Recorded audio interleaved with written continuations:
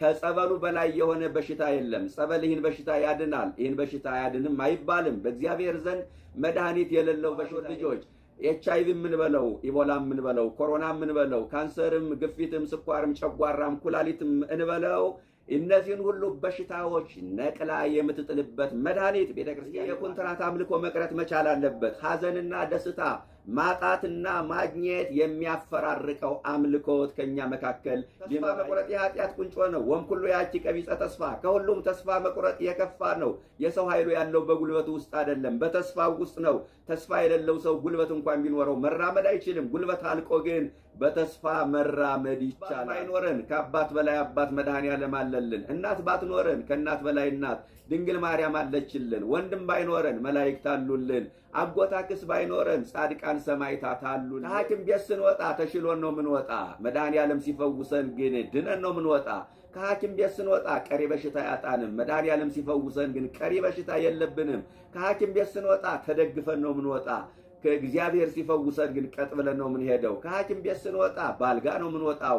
መድኃኔዓለም ሲፈውሰን ግን አልጋችን ተሸክመን ነው የምንሄደው። ቤተክርስቲያንን ከመሸከም ከመርዳት ይልቅ ለቤተክርስቲያን ሸክም የሆነ ስንት ሰው አለ መሰላችሁ? ከአሕዛብ ጎን ተሰልፎ ቤተክርስቲያኒቱን የሚወጋ ወጭት የሚሰብር ሞሰብ የሚረግጥ ያሳደገችውን ቤተክርስቲያን ጡት የሚነክስ ስንት የቤተክርስቲያን ሸክም አለ ወገኖች። ገበያ ቢያመቻት እናቷን ሸጠቻት ይባላል። ጥቅም ካገኙ ቤተክርስቲያኒቱን ለመሸጥ ወደ ኋላ የማይሉ ለቤተክርስቲያን ሸክም የሆኑ ሰዎች ቤተክርስቲያን ገጽታዋን ለማበላሸት፣ ውበቷን ለማደብዘዝ፣ ቀኖናዋን ለማዳከም፣ ዶግማዋን ለመበረዝ ሌት ተቀን የሚሰሩ ለቤተክርስቲያን ሸክም የሆኑ ሰዎች አሉ ወገኖች። ሃይማኖታቸው ከቤተክርስቲያን ይልቅ ብሔራቸው፣ ዘራቸው፣ ጎሳቸው የቀደመባቸው ታላቋን ቤተክርስቲያን በዘር ማጠር የሚፈልጉ ታላቋን ቤተክርስቲያን በጎጥ ማጥበብ የሚፈልጉ ለቤተክርስቲያን ሸክም የሆኑ ብዙ ሰዎች እንኳን በጸበሉ የሙሴ ብትር እኮ ኃይል አላት። ኦሪት ዘጸአት ምዕራፍ 4 ቁጥር 17 ላይ የሙሴ ብትር የኤርትራን ባህር ከፍላለች፣ ሕዝቡን በደረቅ አሻግራለች። እግዚአብሔር በሙሴ ብትር ኃይሉን ከገለጠ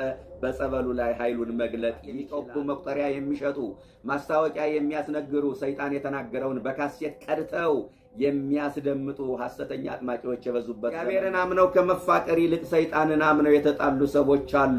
የሰይጣንን ምስክርነት ሰምቶ ከጎረቤቱ ጋር የተጣላ፣ ከአባቱ ጋር የተጣላ፣ ከእናቱ ጋር የተጣላ፣ ከሚስቱ ጋር የተጣላ፣ ከባሏ ጋር የተጣላች፣ ከወንድሙ ጋር ከእህቱ ጋር የተጣላ ስንት ሰው አለ መሰላችሁ? የሚያሳዝን ዘመን ላይ ደርሰናል። ቃለ መጠይቅ የሚደረግበት ዘመን፣ የሰይጣን ምስክርነት የሚደመጥበት ዘመን፣ የአጋንንት ሪፖርት በጭብጨባና በእልልታ ተደግፎ የሚደመጥበት ዘመን ላይ ደርሰናል።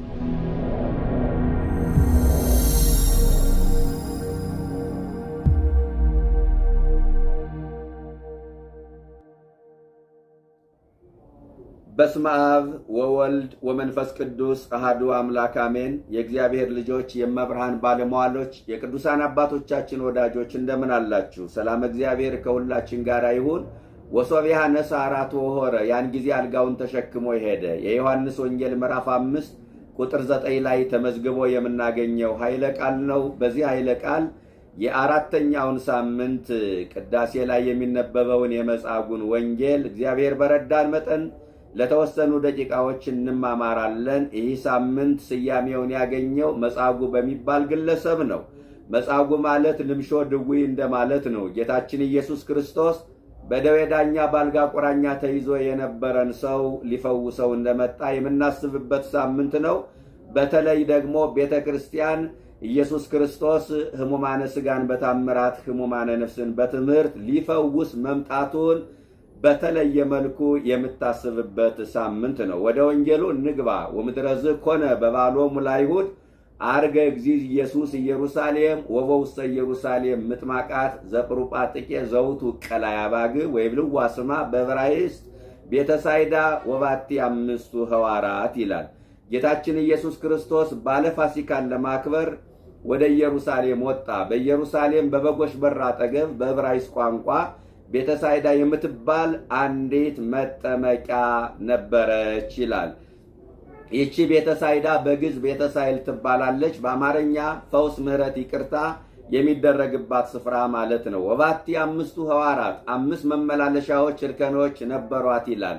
ቤተሳይዳ የቤተ ክርስቲያን ምሳሌ ነች። 5ቱ መመላለሻዎች ደግሞ የ5ቱ አዕማደ ምስጢር ምሳሌዎች ናቸው።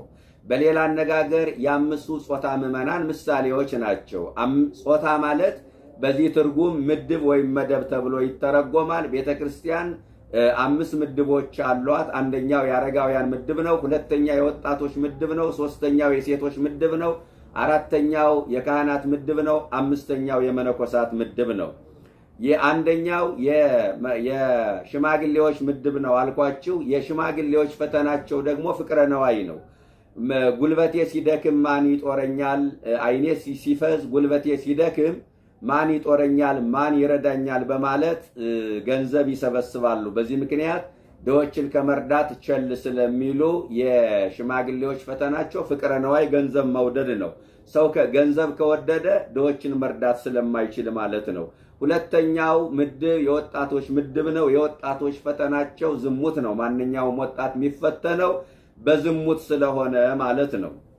ሶስተኛው ምድብ የሴቶች ምድብ ነው። የሴቶች ፈተናቸው ትውዝፍት ነው። ከመጠን በላይ ለውበትና ለጌጥ መጨነቅ። ሰው ውበቱን በአግባቡ መጠበቅ ይገባዋል። ነገር ግን የወርቅ ሱቅ መስሎ መጓዝ ኃጢአት ከመሆን አልፎ ጣዖትም ነው። ወገኖቼ ክርስትና ተጎሳቁሎ መኖር አይደለም፣ ግን ከመጠን በላይ ለውበት መጨነቅ ደግሞ ተገቢ አይደለም። ከዚህ በላይ ለመንፈሳዊ ውበታችን መጨነቅ ይገባናል። ለሁላችንንም እግዚአብሔር አምላክ መንፈሳዊ ውበት ያድለን። አራተኛው ምድብ የመነኮሳት ምድብ ነው። የመነኮሳት ፈተናቸው ደግሞ ስስት ነው። ለምንድን ነው የሚሳሱት ሲባል የሚፈልጉትን ነገር ስለማያገኙ ነው። ከዓለም ተለይተው አክሊለ ሦክ የደፉለትን ክርስቶስን ዘንግተው ምን እበላለሁ ምን እጠጣለሁ በማለት በስስት ገመድ ስለሚታሰሩ ነው። ስለዚህ በክርስቶስ ፍቅር ተይዞ ለዓለም የሞተ መነኩሴ ዓላማው መንግሥተ ሰማይ ነው። ምርኩዙ መስቀል ነው። መከራው መንገዱ መከራ ነው። መለያው ደግሞ ወንጌል ነው። አምስተኛው የካህናት ምድብ ነው። የካህናት ፈተናቸው ደግሞ ትዕቢት ነው። አይምሯችን ረቂቅ ነው፣ ዕውቀታችን ጥልቅ ነው፣ ክህነታችን ረቂቅ ነው በማለት ይታበያሉ። የሚገርማችሁ ነገር እነዚህ ሁሉ በሽታዎች የሚፈወሱት ግን በአማናዊቷ ቤተሳይዳ በቤተ ክርስቲያን ነው። ቤተ ክርስቲያን የምትፈውሰው ከስጋ በሽታ ብቻ አይደለም፣ የነፍስንም በሽታዎች መፈወስ ትችላለች። ፍቅረ ነዋይ፣ ዝሙት፣ ትውዝፍት እንዲሁም ደግሞ ከመጠን በላይ ለውበት መጨነቅ፣ እነዚህ የመሳሰሉ ደዌያት በሽታዎች ናቸው። እነዚህ በሽታዎች የሚወገዱት በይሽ ቤተ ክርስቲያን ነው። ቤተ ክርስቲያን ፈውሰ ስጋ ፈውሰ ነፍስ፣ የኃጢአትንም በሽታ የስጋንም በሽታ መፈወስ ትችላለች። በቤተ ሳይዳ ማየት የተሳናቸው መስማት የተሳናቸው በልዩ ልዩ ደዌ የተያዙ የአካል ጉዳት የገጠማቸው ሰዎች የመዳን ጊዜያቸውን በተስፋ ይጠባበቃሉ። የጌታ መልአክ ወርዶ ውሃውን ሲያናውጠው ካለበት ደዌ ማንኛውም ሰው ጤናማ ይሆን ነበር ይላል። ወገኖቼ ልብ በሉ፣ ካለበት ማንኛውም ደዌ ነው የሚለው፣ ጤናማ ይሆን ነበረ። ቤተ ክርስቲያን ሁሉንም በሽታ ማዳን ትችላለች። ጸበሉ ከማንኛውም ደዌ መፈወስ ይችላል። ዓለም ተስፋ ብታስቆርጠንም ዋጋ የላችሁም ብትለንም ይህ በሽታ ጊዜ አይሰጥም፣ ይህ በሽታ ቶሎ ይገላል ብትለንም የዓለምን ከንቱ ስብከት ንቀን ወደ አማናዊቷ ቤተክርስቲያን ብንመጣ ወደ አማናዊቷ ቤተሳይዳ ወደ ቤተክርስቲያን ብንመጣ ከማንኛውም በሽታ መፈወስ እንችላለን። ከጸበሉ በላይ የሆነ በሽታ የለም። ጸበል ይህን በሽታ ያድናል፣ ይህን በሽታ አያድንም አይባልም። በእግዚአብሔር ዘንድ መድኃኒት የሌለው በሽታ የለም። የተዋህዶ ልጆች ኤችአይቪ ምን በለው፣ ኢቦላ ምን በለው፣ ኮሮና ምን በለው፣ ካንሰርም፣ ግፊትም፣ ስኳርም፣ ጨጓራም፣ ኩላሊትም እንበለው እነዚህን ሁሉ በሽታዎች ነቅላ የምትጥልበት መድኃኒት ቤተክርስቲያኒቱ አላት። ይህ መድኃኒትም ደግሞ ጸበሉ ነው። የተዋህዶ ልጆች መልአኩ የሚወርደው ውሃውን ለማናወጥ የሚወርደው አንደኛ ለቅድሶተ ማያት ነው፣ ውሃውን ለመቀደስ ለመባረክ ነው። ሁለተኛው የሚወርደው ደግሞ መስዋዕቱን ለማሳረግ ነው። በቤተ ሳይዳ መዳን የሚችሉ ሁለት አይነት አካላት ናቸው። አንደኛው ለመንቀሳቀስ በሽታቸው ለመንቀሳቀስ ማያግዳቸው ከሆነ ገብተው ተጠምቀው መዳን ይችላሉ። ምናልባት ከኔ በሽታ የገሌ በሽታ ይብሳል ቅድሚያ ለገሌ ካላሉ በስተቀር ቅድሚያ ለባሰበት ብለው እድሉን ለባሰበት ካልሰጡ በስተቀር መንቀሳቀስ የሚችል ሰው ገብቶ መዳን ይችላል። በነገራችን ላይ እንኳን ያን ጊዜ በቀን አንድ በሽተኛ በሚፈወስበት ዘመን ይቅርና ዛሬም ቢሆን ቅድሚያ ለገሌ የሚባልበት አጋጣሚ ብዙ ጊዜ አይታይም። ሁሉም እኔ የሚል ስግብግብነትና ራስ ወዳድነት የሚታይበት ዘመን ነው። ቅድሚያ የባሰበት ይታከም፣ ቅድሚያ የባሰበት ጸበል ይጠመቅ፣ ቅድሚያ ለእናቶች፣ ቅድሚያ ለሕፃናት፣ ቅድሚያ ለአረጋውያን፣ ቅድሚያ ለአካል ጉዳተኞች፣ ቅድሚያ ለአቅመ ደካሞች የሚል የለም። ይሄ ተገቢ አይደለም። ክርስትና ለራስ ብቻ መኖር አይደለም ወገኖቼ፣ ለሌላውም ጭምር መኖር ነው። ይህንን በደንብ መረዳት ይገባል ወገኖቼ። ስለዚህ አንደኛው በሽታው ለመንቀሳቀስ ማያግደው ሰው መዳን ይችላል። ሁለተኛ አስታማሚ ያለው ሰው መዳን ይችላል። የሚገርማችሁ ነገር አይነ ስውራኑ የጌታ መልአክ ወርዶ ውሃውን ሲያናውጠው ማየት ስለማይችሉ የመዳን እድላቸው በጣም ጠባብ ነው። ሁለተኛው ደግሞ መንቀሳቀስ የሚችሉት ደግሞ የጌታ መልአክ ሲወርድ ውሃውንም ሲያናውጠው ያያሉ። ግን ገብተው የሚድኑበት ምርጫ አልነበራቸውም። ለምን ቢባል መንቀሳቀስ ስለማይችሉ ማለት ነው። መጻጉዕ ማለት በእንዲህ አይነት ህይወት ውስጥ ያለፈ ሰው ነው። 38 ዓመት ሙሉ ሲቀደም፣ ሲገፋ፣ ሲገፈተር የኖረ ሰው ነው ወገኖቼ። የሚገርመው ነገር ግን ከመጻጉዕ ትዕግስቱን እንውሰድለት። 38 ዓመት ነው በቤተ ሳይዳ የኖረው። እኛ 38 ቀን እንኳን መታገስ ይከብደናል አይደለ ወገኖቼ? 38 ቀን እንኳን መታገስ ይከብደናል። ዛሬ በዚህ የጸበል ቦታ ታዩ ስንባል፣ ነገ ደግሞ እዚህ ቦታ ሄዱ ስንባል፣ ነገ ሌላ ጊዜ ጠንቋይ ጋር ሄዱ ስንባል፣ ሌላ ጊዜ ሐኪም ቤት ሄዱ ስንባል፣ እንዲሁ አንዳንድ ጊዜ ስንቅበዘበዝ ሳንፈወስ የምንቀርበት ጊዜ የለም። መጻጉዕ 38 ዓመት ደጅ ጠና። እኛ በጸበል ስፍራ 2 ሱባኤ እንኳን መታገስ ይከብደናል። የብዙዎቻችን ችግር የእግዚአብሔርን ጊዜ በትዕግስት መጠበቅ አለመቻላችን ነው። እግዚአብሔርን በራሳችን ሰዓትና ዕቅድ መምራት እንፈልጋለን። በፈለግነው ቀን የምንፈልገው ነገር ካልሆነልን ደጅህን አልረግጥም፣ በበርህ አላልፍም ብለን ከቤቱ እንጠፋለን። ይሄ ግን ተገቢ አይደለም ወገኖች። አንዳንዴ በጣም ትዕግስት ከማጣታችን የተነሳ ከእግዚአብሔር ጋር ቀን ወስነን እንደራደራለን። እስከዚህ ወር ከሰማኸኝ ለክብር መግለጫ እንዲህ አደርጋለሁ፣ ይህን እሰጣለሁ እንላለን። ባይሰማንስ ልናኮርፍ ነው ማለት ነው ምዕመናን? ቢሰማን ልንቀጥል፣ ባይሰማን ደግሞ አምልኮቱን ልንተወው። ጸሎታችን ስለታችን ቢሰምር ልንቀጥል፣ ስለታችን ባይሰምር ደግሞ ልንቆይ፣ ስለታችን ባይሰምር ደግሞ ልንተወው። ጥያቄያችን ቢመለስ እግዚአብሔርን ልናመልክ፣ ጥያቄያችን ባይመለስ ደግሞ አምልኮቱን ልናቋርጠው። እንዲህ አይነት አምልኮት ሊኖረን አይገባም። ይሄ የኮንትራት አምልኮ መቅረት መቻል አለበት። ሐዘንና ደስታ፣ ማጣትና ማግኘት የሚያፈራርቀው አምልኮት ከኛ መካከል ሊኖር አይገባም ወገኖቼ። መጻጉዕ 38 ዓመት ደጅ ጠና። እባካችሁ ደጅ ጥኑት እግዚአብሔርን፣ ተስፋ አትቁረጡ። እኛ እኮ ቃል ኪዳን ያለን ህዝቦች ነን፣ በእግዚአብሔር የምናምን ህዝቦች ነን። ሌላው ዓለም የሚጨነቀው ጀርባውን ለእግዚአብሔር ስለሰጠ ነው፣ ከመንፈሳዊው ዓለም ስለራቀ ነው። እኛ እኮ በቅዱሳን ቃል ኪዳን የምናምን ህዝቦች ነን፣ በድርሳናቱ በገድላቱ የምናምን ህዝቦች ነው። የምን መጨነቅ ነው? የምን ተስፋ መቁረጥ ነው? የተዋህዶ ልጆች መጻጉዕ 38 ዓመት ደጅ ጠና። ተስፋ አልቆረጠም፣ ስፍራውን አልለቀቀም። እባካችሁ ስፍራችሁን አትልቀቁ፣ ከቦታችሁ አትናወጡ ምዕመናን። በዚህ በኩል እነ እገሌ ያድኗችኋል ቢባል፣ በዚህ በኩል ፈውስ አለ ቢባል ስፍራችሁን አትልቀቁ። እናተርፋለን ብላችሁ ከስራችሁ እንዳትመጡ፣ እንድናለን ብላችሁ በሽታ ገዝታችሁ እንዳትመለሱ ስፍራችሁን አትልቀቁ። የውሸት ነቢያት፣ የመንደር ነቢያት፣ የቻናል ነቢያት የበዙበት ዘመን ነው አሁን ያለ ነው። ይህ ዘመን ለውሸት የተመቸ ዘመን ነው። ለአጭበርባሪዎች፣ ለሌቦች፣ ለጠንቋዮች፣ ለሐሰት ነቢያት የተመቸ ጊዜ ነው። ስለዚህ ተስፋ አትቁረጡ። ወቅት እየጠበቁ ቢዝነስ የሚሰሩ፣ ድራማ የሚሰሩ፣ የህዝቡን ስቃይ፣ የህዝቡን ብሶት፣ የህዝቡን እሮሮ ያዩና ያችን እንደ ብቻ አጋጣሚ በመጠቀም ሕዝብ የሚያታልሉ ከንቶች አሉ። እናንተ ግን ቤተሳይዳን እንደ መጻጉዕ አትልቀቁ። እንዳልኳችሁ ተስፋ አትቁረጡ። ተስፋ መቁረጥ የኃጢአት ቁንጮ ነው። ወምኩሉ ያቺ ቀቢጸ ተስፋ፣ ከሁሉም ተስፋ መቁረጥ የከፋ ነው። የሰው ኃይሉ ያለው በጉልበቱ ውስጥ አይደለም፣ በተስፋው ውስጥ ነው። ተስፋ የሌለው ሰው ጉልበት እንኳን ቢኖረው መራመድ አይችልም። ጉልበት አልቆ ግን በተስፋ መራመድ ይቻላል። ብዙ ጊዜ በራሳችን ላይ ተስፋ ቆርጠና ዋጋ የለኝም ብለን፣ በሰዎች ላይ ተስፋ ቆርጠናል የተሻለ ሰው አላገኝም ብለን፣ በሁኔታዎች ላይ ተስፋ ቆርጠን ይሆናል ወገኖቼ። ጥያቄ ያልተመለሰም፣ ጸሎት ያልተሰማም፣ ስለት ያልሰመረም፣ ስለት የደርሶ ማስጨበጭበው እልል ማሰኘው፣ ቁሜ ምስክርነት ምሰጠው፣ እንባ የሚታበሰው፣ እሰይ ስለት የሰመረ ብዬ ምዘምረው መቼ ነው ብለን ብዙዎቻችን ተስፋ ቆርጠን ይሆናል።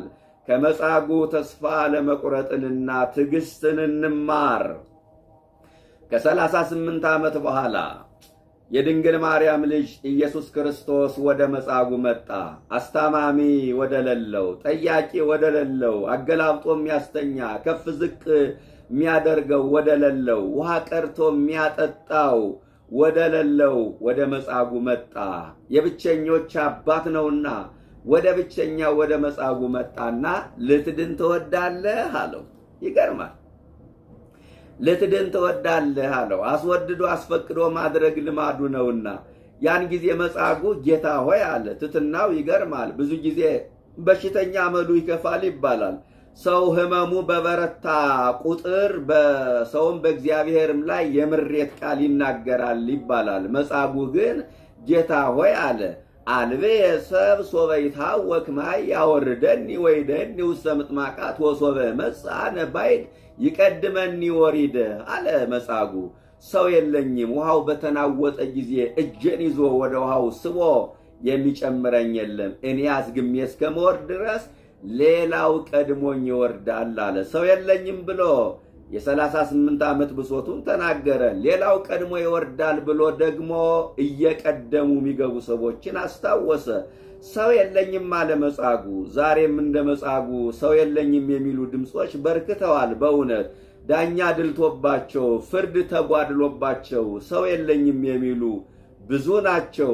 ለዓመታት ከኖሩበት ቀያቸው ተፈናቅለው፣ መጤነ ተብለው ተፈናቅለው፣ መጠለያቸው ፈርሶ ሜዳ ላይ ፈሰው ሰሚ አጠው የሰው ያለህ የሚሉ ወገኖቻችን ብዙ ናቸው። በየባለስልጣናቱ ቢሮ ጉዳያቸውን ለማስፈጸም ሰሚ አጥተው የሰው ያለህ የሚሉ ብዙ ናቸው። በእውነት ሰው ባላቸውና ሰው በሌላቸው መካከል ሰፊ ልዩነት አለ። ሰው ያለው ታሞ ይድናል፣ ሰው የሌለው ደግሞ ተፈንግሎ ይቀራል። ሰው ያለው ስራ ይይዛል፣ ሰው የሌለው ማስታወቂያ በወጣ ቁጥር አይኑን በማንከራተት ይኖራል። ወንጀለኛው ሰው ስላለው ከስር ይፈታል። ንጹህ ሰው ስለሌለው እስር ቤት በስብሶ ይቀራል። ሰው ባለውና ሰው በሌለው መካከል ሰፊ ልዩነት አለ። የተዋህዶ ልጆች ይህንን ማስተዋል ይገባል። በገሃዱ ዓለም የምናውቀው እውነታ ነው። ስለዚህ ሰው የለኝም አለ መጻጉዕ። ሰው ባይኖረን ግን ማን አለን? የተዋህዶ ልጆች እግዚአብሔር አለን። መቅደም ያውቅበታል ወገኖች። እሱ ከቀደመ የጨካኞች ልብ ይራራል። ምን እናድርግላችሁ ይሉናል፣ በክብር ይቀበሉናል፣ በፍቅር ይታዘዙናል። ሰው ባይኖረንም እግዚአብሔር አለን። አባት ባይኖረን ከአባት በላይ አባት መድኃኔዓለም አለልን። እናት ባትኖረን ከእናት በላይ እናት ድንግል ማርያም አለችልን። ወንድም ባይኖረን መላእክት አሉልን። አጎታክስ ባይኖረን ጻድቃን ሰማዕታት አሉልን። ወገኖቼ መጻጉዕ ሰው ቢኖረኝ ኑሮ እፈወስ ነበረ የሚል አመለካከት ነበረው። ስለዚህ ሰው ባይኖረኝም እግዚአብሔር አለልኝ እስከሚል ድረስ ከነህመሙ አቆየው። አንዳንድ ጊዜ ሰው ባይኖረኝም እግዚአብሔር አለልኝ እስክንል ድረስ እምነታችን እስክናሳድግ ድረስ ከነችግራችን ሊያቆየን ይችላል። አያችሁ፣ አንዳንድ ጊዜ አይኖቻችን ከሰዎች ላይ አንስተን በእግዚአብሔር ላይ እስክናሳረፍ ድረስ፣ በሰዎች መታመኑን አቁመን በእግዚአብሔር እስክንታመን ድረስ፣ በሰዎች መመካቱን አቁመን በእግዚአብሔር እስክንመካ ድረስ፣ የተደገፍናቸው ጣዖታት እስኪሰበሩ ድረስ እግዚአብሔር ከነችግራችን ያቆየናል። እኛም ጋር እንዲህ አይነት ችግር አለ እኮ። እገሌ እያለ ምን ሆናለሁ እንላለን፣ እሱ እያለ ብዙ ነገር ሆነናል። እገሌ እያለ ማን ይነካኛል እንላለን፣ ያ የተመካንበት ሰው ግን ነክቶናል። ልጆች እያሉ ምን ሆናለሁ የሚል ሰው እንዳለ ታውቃላችሁ። ከልጆቻችን ከኛ በፊት ግን ልጆቻችን እግዚአብሔር በሞት ይወስዳል። ስለዚህ ሰው ባይኖረኝም እግዚአብሔር አለኝ እስኪል ድረስ መጻጉዕ እንዲህ አይነት እምነት በውስጡ እስኪያድግ ድረስ ከነህመሙ ለ38 ዓመት አቆየው። አሁን እግዚአብሔር አለኝ ማለት ሲጀምር የድንግል ማርያም ልጅ ወደ መጻጉዕ መጣ። ሰው የለኝም ሲለው ሰው ለሌላቸው ሰው ሆኖ የመጣው ጌታ አልጋህን ተሸክመህ ሂድ አለ። ያን ጊዜ ወሶቢሃ ነሳራት ወሆረ ርዕሳችን ይህ ነበረ። አልጋውን ተሸክሞ ሄደ ይላል። ወገኖቼ አልጋህን ተሸክመ ሂድ አለው። ባልጠበቀው መንገድ ፈወሰው። መጻጉዕ ከቤተ ሳይዳ ጸበል ውጪ በሌላ መንገድ እድናለሁ ብሎ አስቦም አልሞም አያውቅም ነበረ። በጠበቀው መንገድ ቀርቶ ባልጠበቀው መንገድ ፈወሰው። ከጸበል አጠገብ ያገኘው መጻጉዕን ያለ ጸበል ፈወሰው። የመላኩን መውረድ ሲጠብቅ እግዚአ መላእክት መጣለትና በጠበቀው ሳይሆን ባልጠበቀው መንገድ ረዳው። አንዳንድ ጊዜ እግዚአብሔር እኛንም ባልጠበቅነው መንገድ ይረዳናል። መጻጉዕን ከጸበል አጠገብ አግኝቶ ያለ ጸበል የፈወሰው በሁለት ምክንያት ነው። አንደኛ ከጸበል አጠገብ አግኝቶ ያለ ጸበል የፈወሰው በጸበሉ መጻጉዕ ቢድን ኑሮ አምላኩን አያመሰግንም ነበረ። መዳን ይነሰኝ እንዴ 38 ዓመት እኮ ነው ደጅ የጠናሁት ልፋቴን አይቶ ነው ብሎ ልፋቱን ያደንቅ ነበር እንጂ አምላኩን አያመሰግንም ነበር። እኛም እኮ አንዳንድ ጊዜ እንዲህ ነን። ባልጠበቅነው መንገድ እግዚአብሔር ሲረዳን ካልሆነ በስተቀር እኮ አናመሰግንም። በምንጠብቀው መንገድ ከሆነ እንዴ ለፍቼ እኮ ነው፣ ተምሬ እኮ ነው፣ አውቄ እኮ ነው፣ ሰርቼ እኮ ነው፣ ጥሬ ግሬ እኮ ነው፣ ምን ይገርማል ብለን ፈጣሪያችን አንዳንድ ጊዜ ላናመሰግን እንችላለን። ስለዚህ ባልጠበቅነው መንገድ እግዚአብሔር እኛንም ይረዳናል ማለት ነው። ስለዚህ አምላኩን እንዲያመሰግን ከጸበል አጠገብ ያገኘው መጻጉዕን ያለ ጸበል ፈወሰው። ሁለተኛው ከጸበል አጠገብ አግኝቶ ያለ ጸበል የፈወሰበት ምክንያት የማዳኑ መንገድ ብዙ መሆኑን ሊነግረን ፈልጎ ነው። እግዚአብሔር ሰውን የሚያድነው በብዙ መንገድ ነው። በጸበል ብቻ ነው እኔ መዳን ያለብኝ ወይም የምድነው ብለን ምንጠብቅ ከሆነ እምነታችን ሙሉ አይደለም ወገኖቼ። እግዚአብሔር በፈለገው መንገድ ያድናል። አሁን እንዲህ ስላችሁ አንዳንዶቹ ባቀበልናቸው ዱላ ሊመቱን ይፈልጉ ይሆናል። እኛም እኮ እንዲህ ነው የምንለው። መጻጉዕንም እኮ ጌታ ከጸበል አጠገብ አግኝቶ ያለ ጸበል የፈወሰው ጸበል አያስፈልግም ማለቱ ነው ብለው እንዲሁ ሊሸነግሉን ይሞክሩ ይሆናል። አይደለም፣ እውነት ነው። ከጸበል አጠገብ ያገኘው መጻጉዕን ያለ ጸበል ፈወሰው፣ አምላኩን እንዲያመሰግን ነው። ያለ ምክንያትም ማዳን እንደሚችል ነው። ሁለተኛው ደግሞ ጸበል አያስፈልግም እንዳንል ከጸበል ርቆ የሚኖረውን ሰው ደግሞ ምን አለው? ሂድና በሰሊሆም መጠመቂያ ታጠብ አለው። የዮሐንስ ወንጌል ምዕራፍ 9 ላይ እንደተመዘገበው። ስለዚህ እግዚአብሔር በጸበል ያድናል፣ ያለ ጸበልም ያድናል። በምክንያት ያድናል፣ ያለ ምክንያት ያድናል። በቀጥታ ያድናል፣ በተዘዋዋሪም ያድናል። በዝምታ ያድናል፣ በቃሉም ያድናል። በሕክምና ያድናል፣ ያለ ሕክምና ያድናል። በቅዱሳን ያድናል፣ ያለ ቅዱሳንም ያድናል። በፈለገው መንገድ ማዳን ይችላል እግዚአብሔር። ይህንን ነው ያስተምረን። መጻጉዕን አልጋህን ተሸክመ ሂድ አለው። ለ38 ዓመት አብራው የቆየችውን አልጋ በተራው ተሸክሟት ሄደ። እሷ ለ38 ዓመት ተሸክማው የለ፣ አሁን ደግሞ እሱ በተራው ተሸከማት። ይገርማል ወገኖቼ። ዮሐንስ አፈወርቅ የመጻጉዕን እምነት እናደንቃለን አለ። አልጋህን ተሸክመ ሄድ ሲለው አልሳቀም ይላል። እውነት እኮ ነው፣ ያስቃል። የዳነ ሰው ወዲያው አልጋውን ተሸክመ ሄድ ቢባል ምን ማለት እየቀለዳችሁ ነው እንዴ ሊል ይችላል። እንዴ ዛሬም ቢሆን አልጋህን ተሸክመ አንድ ሰው ሄድ ቢባል እንዴት ይችላል? ምክንያቱም ወዲያው ከህመሙ የዳነ ሰው አልጋውን ተሸክሞ መሄድ አይችልም። ራሱን ያዞረዋል፣ ይጥለዋል። ከህመሙ ማገገም ስለማይችል ቀሪ በሽታ ስለማያጣው አልጋውን ተሸክሞ መሄድ አይችልም። ኢየሱስ ክርስቶስ ግን ያለ ቀሪ በሽታ ነው የሚፈውሰው ወገኖቼ። ከሐኪም ቤት ስንወጣ ተሽሎን ነው ምንወጣ። መድኃኔዓለም ሲፈውሰን ግን ድነን ነው ምንወጣ። ከሐኪም ቤት ስንወጣ ቀሪ በሽታ ያጣንም። መድኃኔዓለም ሲፈውሰን ግን ቀሪ በሽታ የለብንም።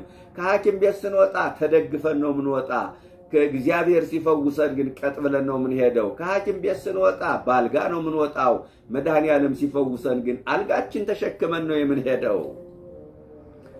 መጻጉዕ የተሸከመችውን አልጋ ተሸክሞ ሄደ። መጻጉዕ የተሸከመችውን እንደተሸከመ እኛም እባካችሁ የተሸከሙንን በተራችን እንሸከማቸው። ምዕመናን የተሸከመች እናታችን በተራችን እንሸከማት። 9 ወር ከ5 ቀን በማኅፀኗ የተሸከመችን ወልዳ ያሳደገችን ተጎሳቁላ ያጌጠችን ተርባ ያጠገበችን እናታችን በተራችን እንሸከማት፣ እንርዳት፣ እናግዛት። ሳይማሩ ያስተማሩ፣ ተርበው ያጠገቡን፣ ተጎሳቁለው ያስጌጡን፣ በባዶ እግራቸው እየተጓዙ ዘመን ያፈራውን ጫማ ያለበሱንን ወላጆቻችን በተራችን እኛም እንሸከም፣ እንርዳ፣ እናግዝ። የተዋህዶ ልጆች ዛሬ ወላጆቹን ከመሸከም ይልቅ ወላጆቹ የሚሸከሙት ብዙ የልጅ ጥሮተኛ አለ። በእውነት ብዙ የልጅ ጥሮተኛ አለ። አንተ እንዲህ አይነት ልጆች እኮ አሉ። ልጄ ተምሮ ስራ ይዞ ይረዳኛል ብዬ ስጠብቅ ይሄው ልጄን ተሸክሜ እኖራለሁ የሚሉ ወላጆች እኮ አሉ። ወገኖቼ ሰው ተምሮ ስራ ሊያጣ ይችላል። ይሄ አይደለም ቁም ነገሩ።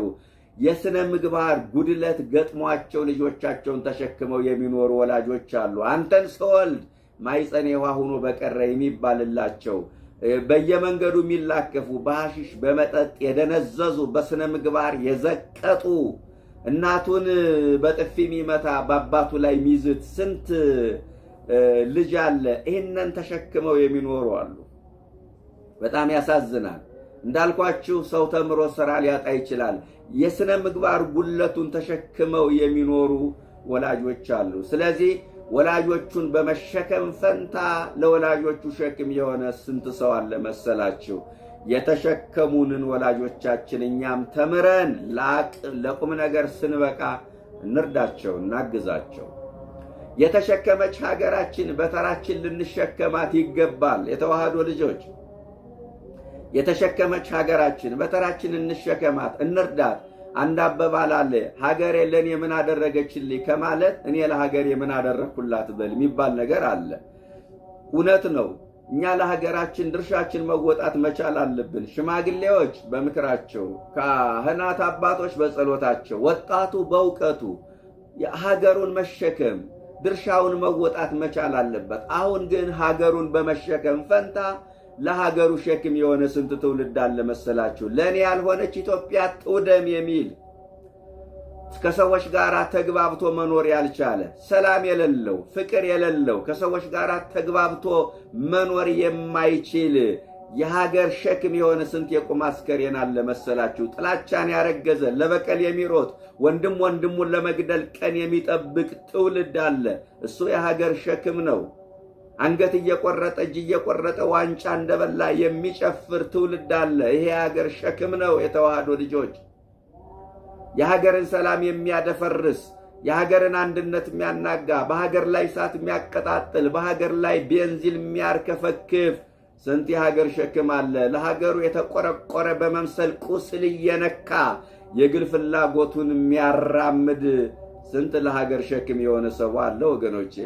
ቢቻል ሀገርን መርዳት ማገዝ፣ አለበለዛ ደግሞ እንቅፋት መሆን አለመቻል። የተሸከመችን ሀገራችን በተራችን እንሸከም፣ እንርዳ፣ እናግዝ አቅም በፈቀደልን መጠን እንዳልኳችሁ። ሶስተኛው የተሸከመች ቤተክርስቲያናችን እኛም በተራችን እንሸከማት። ምዕመናን የተሸከመች ቤተክርስቲያናችን እኛም በተራችን ምን እንበላት? እንሸከማት። ይህንን ማስታወስ መቻል አለብን። በ40 በ80 ቀን ሀብተ ወልድና ስመ ክርስትና የሰጠችን ሀብተ ወልድና ስመ ክርስትና የሰጠችን በ5 አዕማደ ምስጢር በ7ቱ ምስጢራተ ቤተ ክርስቲያን እያስዋበች ለክብር ያበቃችን መንፈሳዊ ቅርጽ ያስያዘችን ቤተ ክርስቲያንን በተራችን እንሸከም። ዛሬ ቤተ ክርስቲያንን ከመሸከም ከመርዳት ይልቅ ለቤተ ክርስቲያን ሸክም የሆነ ስንት ሰው አለ መሰላችሁ? ከአሕዛብ ጎን ተሰልፎ ቤተ ክርስቲያኒቱን የሚወጋ፣ ወጭት የሚሰብር፣ ሞሰብ የሚረግጥ፣ ያሳደገችውን ቤተ ክርስቲያን ጡት የሚነክስ ስንት የቤተ ክርስቲያን ሸክም አለ ወገኖቼ። ገበያ ቢያመቻት እናቷን ሸጠቻት ይባላል። ጥቅም ካገኙ ቤተ ክርስቲያኒቱን ለመሸጥ ወደ ኋላ የማይሉ ለቤተ ክርስቲያን ሸክም የሆኑ ሰዎች አሉ። ይህችን ቤተ ክርስቲያን ገጽታዋን ለማበላሸት፣ ውበቷን ለማደብዘዝ፣ ቀኖናዋን ለማዳከም፣ ዶግማዋን ለመበረዝ ሌት ተቀን የሚሰሩ ለቤተ ክርስቲያን ሸክም የሆኑ ሰዎች አሉ። ወገኖቼ ከሃይማኖታቸው ይልቅ ብሔራቸው የቀደመባቸው፣ ከሃይማኖታቸው ከቤተ ክርስቲያን ይልቅ ብሔራቸው፣ ዘራቸው፣ ጎሳቸው የቀደመባቸው ታላቋን ቤተ ክርስቲያን በዘር ማጠር የሚፈልጉ፣ ታላቋን ቤተ ክርስቲያን በጎጥ ማጥበብ የሚፈልጉ ለቤተ ክርስቲያን ሸክም የሆኑ ብዙ ሰዎች አሉ። ያደላቸው የታደሉት ደግሞ ቤተ ክርስቲያናቸውን ተምረው በተራቸው ያሳደገቻቸውን ቤተ ክርስቲያን አቅማቸው በፈቀደ መጠን ይረዳሉ፣ ያግዛሉ፣ ያገለግላሉ። አንዳንዶቹ ደግሞ ለቤተ ክርስቲያን ሸክም ሆነዋል። ስለዚህ የተሸከመች እናታችን፣ የተሸከሙ ወላጆቻችን በተራችን እንሸከም፣ የተሸከመች ሀገራችን በተራችን እንርዳ፣ እናግዝ። የተሸከመች ቤተ ክርስቲያናችን በተራችን እንሸከም። ከመጻጉዕ የምንማረው ይሄ ነው። መጻጉዕ ለ38 ዓመት የተሸከመችውን አልጋ በተራው ተሸከመ። ነገር ለመጠቅለል ታዲያ መጻጉዕ ከዕለታት አንድ ቀን ክርስቶስ አገኘውና ከዚህ የባሰ እንዳያገኝህ ደግመህ ኃጢአት አትስራ አለው። ከዛ የተናገረው ኢየሱስ ክርስቶስ የተናገረው አልቀረም። በዕለተ ዓርብ በሚሰቀልበት ጊዜ በክርስቶስ ላይ የቀረቡ ሁለት ክሶች ናቸው። አንደኛው ፖለቲካዊ ክስ፣ ሁለተኛው ሃይማኖታዊ ክስ ነው። ፖለቲካዊ ክሱ ለቄሳር ግብር እንዳይሰጥ ያሳምጻል የሚል ነው። ሃይማኖታዊ ክሱ ደግሞ ሰንበትን ይሽራል፣ በሰንበት የታመመ ይፈውሷል፣ የሞተ አስነስቷል፣ አልጋህን ተሸክመ ሂድ ብሏል። ለዚህም ምስክራችን መጻጉዕ ነው አሉት። መጻጉዕ መጣና አዎ 38 ዓመት በደዌ ዳኛ በአልጋ ቁራኛ ተይዤ ስኖር ከ38 ዓመት በሽታ ፈውሶኛል፣ አልጋህን ተሸክመ ሂድ ብሎኛል አለ። እንዲህ ብሎ ቢያቆም አንድ ነገር ነበረ። ተንደርድሮ ሄደና ኢየሱስ ክርስቶስን በጥፊ መታው። ያን ጊዜ ክርስቶስ ምን አለው? መጻጉዕን ለምን ትመታኛለህ? መጻጉዕ አለው። በጣም ልብ የሚነካ ቃል ነው። አልጋህን ተሸክመ ሂድ ከማለት በቀር ክፉ ቃል ተናግሬ ከሆነ መስክርብኝ፣ በጎ ነገር አድርጌ ሳለ ለምን ክፉ ትመልስልኛለህ አለው። 6666 ጊዜ ክርስቶስን ሲገርፉት አንድም ጊዜ ለምን ትመቱኛላችሁ አላለም። መጻጉዕ ግን አንድ ጊዜ በጥፊ ሲመታው ለምን ትመታኛለህ አለው። ከሮማውያን ግርፋት የመጻጉዕ ጥፊ ዘልቆ ተሰማው። ለምን ካላችሁ ውለታ በዋለለት ሰው ባዳነው ሰው እጅ በመመታቱ ነው። ዛሬም ወገኖቼ ከሌሎች ኃጢአት ይልቅ የኛ ኃጢአት ዱላ ሆኖ መድኃኔዓለምን ይሰማዋል። ከሌሎች ግርፋት ይልቅ የኛ ግርፋት መድኃኔዓለምን ይሰማዋል። የተዋህዶ ልጆች ሌሎች ኃጢአት ሰርተው እግዚአብሔርን አሳዝነውት ከሚሰማው ይልቅ እኛ በስሙ ያመን በስሙ የተጠመቅን ስጋውን የበላን ደሙን የጠጣን ኃጢአት ስንሰራ ኃጢአታችን ዱላ ሆኖ መድኃኔዓለምን ይሰማዋል፣ ግርፋት ሆኖ ይሰማዋል። ለምን? እኛ ልጆቹ ነና። ሌሎቹ ደግሞ ከሱ ቁጥጥር ውጭ ናቸው። ስለዚህ ሌሎች አሳዝነውት ከሚከፋው ይልቅ እኛ ስናሳዝነው መድኃኔዓለምን ይከፋዋል። ይህንን መረዳት መቻል አለብን። እንግዲህ ወገኖቼ ቅድም እንደነገርኳችሁ መጻጉዕ በቤተ ሳይዳ ደጅ ጠና፣ ተፈወሰ። እኛም አማናዊቷ ቤተ ክርስቲያንን ደጅ እንጥና፣ በጸበሉ እንፈወሳለን። ጸበል ይህን በሽታ ያድናል፣ ይህን በሽታ ያድንም አይባልም። እንደነገርኳችሁ በእግዚአብሔር ዘንድ መድኃኒት የሌለው በሽታ የለም። እግዚአብሔር በጸበሉ ኃይሉን ይገልጣል። እንኳን በጸበሉ የሙሴ ብትር እኮ ኃይል አላት። ኦሪት ዘጸአት ምዕራፍ 4 ቁጥር 17 ላይ የሙሴ ብትር የኤርትራን ባህር ከፍላለች፣ ሕዝቡን በደረቅ አሻግራለች። እግዚአብሔር በሙሴ ብትር ኃይሉን ከገለጠ በጸበሉ ላይ ኃይሉን መግለጥ ይችላል። ሀገር ውስጥ ታክመው ያልዳኑ ሰዎች አይደለም፣ ሀገር ውስጥ በገንዘባቸው ውጭ ሀገር ታክመው ያልዳኑ ሰዎች እኮ በጸበሉ ተፈውሰው እናውቃለን እኮ። የሐሞት ጠጠሩ የኩላሊት ጠጠሩ ሲወጣላቸው በጸበሉ እናውቃለን። አስሙ፣ ጨጓራው፣ ካንሰሩ በጸበሉ ፍንቅል ብሎ ሲወጣ እናውቃለን የተዋህዶ ልጆች። ስለዚህ በቤተ ሳይዳ በቤተ ክርስቲያን ደጅ እንጥና። ጸበል ቤት እግዚአብሔር ለሕሙማን ፈውስ የሚሰጥበት መንፈሳዊ ሐኪም ቤት ነው። በመጨረሻ ምነግራችሁ የምትጠመቁበትንና የሚያጠምቋችሁን ሰዎች ለይታችሁ እወቁ። እየሰማችሁ ነው የተዋህዶ ልጆች? የምትጠመቁበትን ቦታና የሚያጠምቋችሁን ሰዎች ለይታችሁ እወቁ። የሰፈር አጥማቂዎች የበዙበት ዘመን ነው። ሐሰተኛ አጥማቂዎች የበዙበት ዘመን ነው። ቅባት የሚቀቡ መቁጠሪያ የሚሸጡ ማስታወቂያ የሚያስነግሩ ሰይጣን የተናገረውን በካሴት ቀድተው የሚያስደምጡ ሐሰተኛ አጥማቂዎች የበዙበት ዘመን ነው። ሕዝቡን ሜዳ ላይ ሰልፍ አስይዘው ሲፈልጉ በአዳራሽ ከተው አጋንንትን በጅምላ የሚያስጮሁ ሐሰተኛ አጥማቂዎች የበዙበት ዘመን ነው። ያስመተተብህ ገሌ ነው፣ ያስመተተችብህ ገሊት ናት፣ መድኃኒት ያደረገብህ ገሌ ነው፣ መድኃኒት ያደረገችብህ ገሊ ነው። እንዲህ አይነት አስተምሮ ከየት አለና? የክርስቶስ አስተምሮ እኮ ሌላ ነው። የማርቆስ ወንጌል ምዕራፍ 1 ቁጥር 21 ላይ ጋኔኑ ሊናገር ሲፈልግ ዝም ብለህ ውጣ ነው ያለው። እንዲለፈልፍ ዕድል አልሰጠውም ክርስቶስ። እንዲለፈልፍ ጋኔኑን ዕድል አልሰጠውም። ዝም ብለህ ውጣ። ሰይጣን ከተናገረ ከለፈለፈ እንደሚዋሽ ያውቃል። ሰይጣን አድማጭ የማይደርስበትን ተንኮል ይናገራል። መድኃኔዓለም ይህንን ያውቃል። የውሸት አባት መሆኑን ስለሚያውቅ ዝም ብለህ ውጣ። ዛሬ አጠምቃለህ የሚል ቅድስና አለኝ የሚል አጋንንትን አወጣለህ የሚል አጥማቄ ማድረግ ያለበት እንደ ክርስቶስ ዝም ብለህ ውጣ ነው። የምትጠመቁበትንና የሚያጠምቋችሁን ሰዎች ለይታችሁ ወቁ ያልኳችሁ ለዚህ ነው። እግዚአብሔርን አምነው ከመፋቀር ይልቅ ሰይጣንን አምነው የተጣሉ ሰዎች አሉ።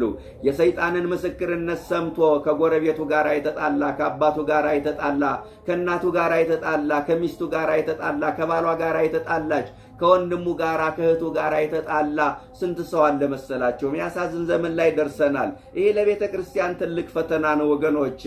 ቆም ብለን ማሰብ መቻል አለብን። ቆም ብለን ማሰብ መቻል አለብን ወገኖቼ። በዚህ ምክንያት ለበቀል የሚፈላለጉ በዚህ ምክንያት ለበቀል የሚፈላለጉ ሆድና ጀርባ የሆኑ ሰው ጸበል ቦታ ሄዶ ቂም ቋጥሮ የሚመለስበት ዘመን፣ በወንድሙ ላይ ጥርሱን ነክሶ የሚመለስበት ዘመን ላይ ደርሰናል እኮ ወገኖቼ። ሰይጣን ቃለ መጠይቅ የሚደረግበት ዘመን በጣም ያሳዝናል። ሰይጣን ቃለ መጠይቅ የሚደረግበት ዘመን፣ የሰይጣን ምስክርነት የሚደመጥበት ዘመን፣ ያጋንንት ሪፖርት በጭብጨባና በልልታ ተደግፎ የሚደመጥበት ዘመን ላይ ደርሰናል። እናትህ ናት እንዲህ ያደረገች፣ አባትህ ነው እንዲህ ያደረገህ እየተባለ ያሳዝናል እኮ። እባካችሁ የሚያጠምቋችሁን ሰዎችና የምትጠመቁበትን ቦታ ለይታችሁ ወቁ ምዕመናን። አድራሻ ያላቸው ቀድሰው የሚያቆርቡ ሰብከው የሚያሳምኑ አባቶች አሉ። እነሱ ያጥምቋችሁ። እንድናለን ብላችሁ በሽታ ገዝታችሁ እንዳትመጡ፣ እናተርፋለን ብላችሁ ከስራችሁ እንዳትመለሱ። ይህንን እውነቱን ስንነግራችሁ ቀንታችሁ ነው ተመቅኝታችሁ ነው ትሉናላችሁ። ምን ያስቀናኛል? ሆነ መቅናት ካለብኝ በመላከ ብርሃን አድማሱ ጀምሬ ነው መቅናት ያለብኝ። በእነ መምህር አካለ ወልድ ነው መቅናት ያለብን ወገኖቼ። ከአጋንንት ጋር ህብረት የፈጠረ ሰው ምኑ ያስቀናል ወገኖቼ? እግዚአብሔርን ካልፈራን እኛም ማድረግ እንችላለን። በእርግጠኝነት ምነግራችሁ እግዚአብሔርን ካልፈራን ቀላል ነው። በስጋዬ ይቀስፈኛል በነፍሴ ይፈርድብኛል ብለን ማሰብ ካልቻልነ ሰዎች የሚሰሩትን መስራት ቀላል ነው። ማድረግ ይቻላል። ያለንበት ዘመን ክፉ ዘመን ነው። ስለዚህ የምታውቋቸው አባቶቻችን ካህናቱ እነሱ ያጥምቋችሁ። የምትጠመቁበትንና የምትጠመቁበትን ቦታና የሚያጠምቋችሁን ሰዎች ለይታችሁ ወቁ ያልኳችሁ ለዚህ ነው። የተዋህዶ ልጆች እንግዲህ መጻጉዕ በቤተ ሳይዳ ደጅ ጠንቶ ተፈውሰዋል። መጻጉዕን የፈወሰ አምላክ እኛንም ይፈውሰን። በአማናዊቷ ቤተ ሳይዳ በቤተ ክርስቲያን ደጅ ጠንተን ከደዌ ሥጋ ከደዌ ነፍስ እንድንፈወስ መድኃኔዓለም ይርዳን። እንደ መጻጉዕ ዕለተ ቢስ ከመሆን እግዚአብሔር ይሰውረን። ወስብሐት ለእግዚአብሔር።